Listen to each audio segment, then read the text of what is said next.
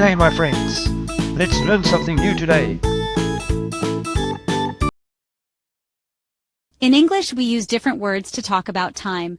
Time is an essential part of our daily lives, and the way we talk about it can vary greatly depending on the context. Whether we're discussing the past, present, or future, the words we choose can paint a vivid picture of our experiences and expectations. 3 little words that often pop up are for, since, and ago. These words might seem small, but they carry a lot of weight in our conversations. They help us pinpoint moments in time and describe durations with precision. They might seem confusing at first, but don't worry. Many learners find these words tricky initially, but with a bit of practice, you'll get the hang of it. It's all about understanding the context in which each word is used. Once you understand their differences, you'll be using them like a pro in no time. Imagine the satisfaction of confidently using these words in your conversations and writing, knowing that you're conveying your message clearly and accurately. For since and ago all tell us about when something happened or how long it lasted, but they do it in slightly different ways. For is used to talk about a duration of time, like for 2 hours or for a week. Since is used to indicate the starting point of an action that continues to the present, such as since Monday or since 2010. Ago is used to refer to a specific point in the past, like 2 days ago or a year ago.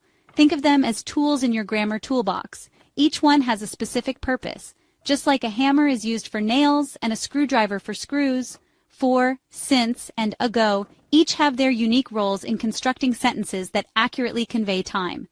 Let's break down each word and see how they work in sentences. For example, you might say, I have lived here for 5 years, to indicate the duration of your stay. Or, I have been studying English since 2015, to show when you started and that you are still studying. And, I met her 2 weeks ago, to pinpoint a specific time in the past.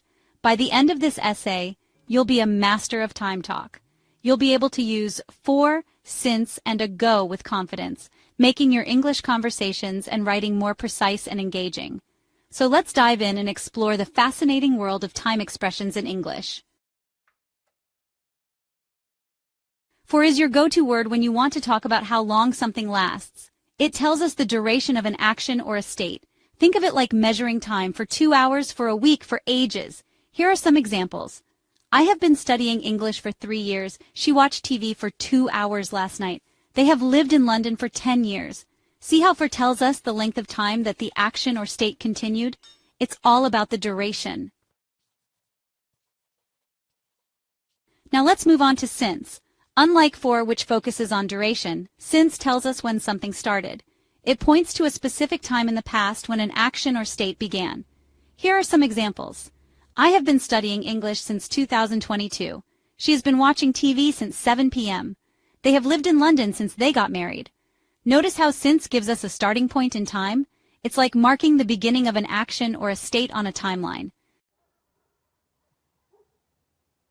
Lastly, we have ago. This word is all about looking back from the present moment. It tells us how long ago something happened. Think of it like measuring time backwards from now. Here are some examples. I started studying English 3 years ago. She started watching TV 2 hours ago. They moved to London 10 years ago. Ago always refers to a time in the past, and it always comes after the period of time. Section 5. For and since with present perfect. You might have noticed that we often use for and since with the present perfect tense. These 2 little words are incredibly useful when we want to talk about the duration of an action or state that started in the past and continues into the present. But how exactly do we use them correctly? That's because, well, the present perfect tense is used to talk about actions or states that started in the past and continue up to the present. This tense bridges the past and the present, making it perfect for expressing ongoing situations. For example, if you started learning English 5 years ago and are still learning it, you would say, I have been learning English for 5 years. So, when you want to describe an action or state that began in the past and is still ongoing, use the present perfect with for or since. For is used to indicate the duration of time, such as for 2 hours, for 3 days, or for several years. On the other hand, since is used to indicate the starting point of the action or state, like since Monday, since 2010, or since I was a child. Let's look at some examples to make this clearer. If you say, I have lived here for 5 years, It means you moved into your current home 5 years ago and you still live there now. The phrase, for 5 years, tells us the duration of time you have been living there. Similarly, if you say, I have lived here since 2018, it means you moved into your current home in 2018 and you still live there now. The word since tells us the starting point of when you began living there. Both sentences convey the same ongoing action, but focus on different aspects of time.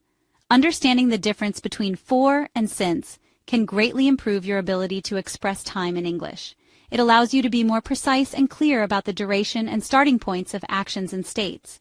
So next time you talk about something that started in the past and is still happening, remember to use for to indicate the duration and since to indicate the starting point. Happy learning! Section 6. Common mistakes and how to avoid them. Even though for, since, and ago seem simple, they can be tricky sometimes. These words are often used to talk about time, but their specific uses can confuse even advanced learners. Understanding the nuances of these words is crucial for mastering English grammar. Here are some common mistakes learners make. First, using for instead of since. This is a frequent error because both words relate to time, but they are used in different contexts. Using for instead of since. For is used to indicate a duration of time such as for 2 hours or for 3 years. On the other hand, since is used to point out the starting time of an action or event, like since 2010 inches or since last Monday. Remember, for is for duration, and since is for a starting point. This distinction is important because it helps clarify the timeline of events or actions. For example, I have lived here for 5 years means the duration of living is 5 years, whereas I have lived here since 2016 inches specifies the starting point of living.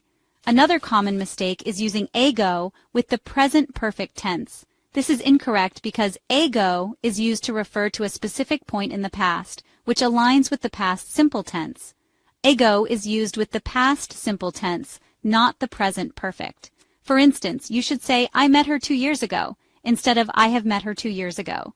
The former correctly uses the past simple tense to indicate a specific time in the past. Forgetting to use for or since with the present perfect is another pitfall. The present perfect tense often requires these words to indicate the duration or starting point of an action that continues to the present.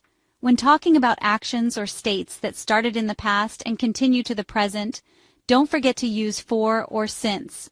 For example, I have been studying English for 3 years, or I have been studying English since 2018. These sentences correctly use the present perfect tense to show an ongoing action. By paying attention to these details, you can avoid common mistakes and improve your English grammar skills significantly. Section 7.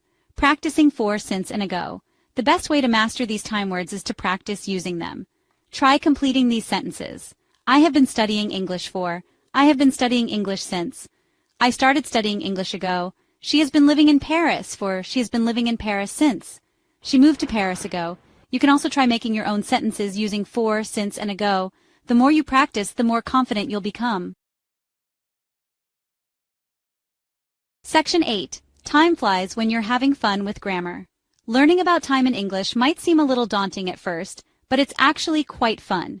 Just remember the key differences between for, since, and ago, and practice using them in sentences. Think of it like solving a puzzle. Once you understand how the pieces fit together, it all becomes clear. And the best part? Mastering these time words will make your English sound much more natural and fluent. Section 9. Keep practicing and perfecting your English. So there you have it. You've learned how to use for, since, and ago like a pro. Keep practicing, and soon you'll be talking about time in English with ease. Remember, every little step you take brings you closer to fluency. Keep up the great work, and happy learning.